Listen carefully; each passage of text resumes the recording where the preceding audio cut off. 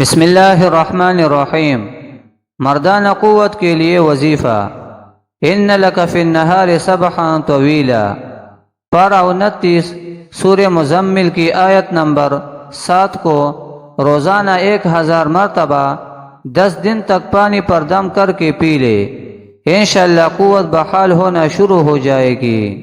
درد حلق سے نجات کے لیے وظیفہ۔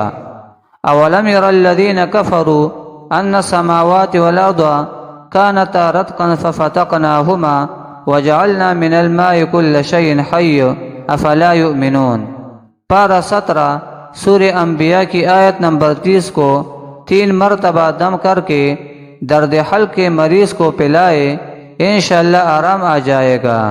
خارش سے نجات کے لیے وظیفہ۔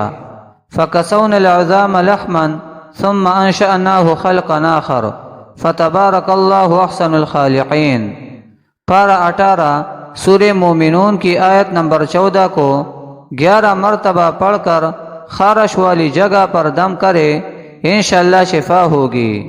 داند ہلنے کا علاج۔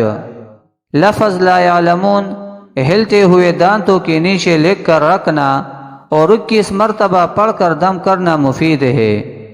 داند ہلنے کے علاج کا دوسرا وظیفہ۔ مغرب کی نماز کے بعد 2 رکعت نفل بنیت ایصال ثواب حضرت اویس قرنی رحمہ اللہ تعالی پڑھے، اور ہر رکعت میں سورہ فاتحہ کے بعد 7 مرتبہ سورہ اخلاص پڑھے، انشاءاللہ دانتوں کا ہلنا بند ہو جائے گا۔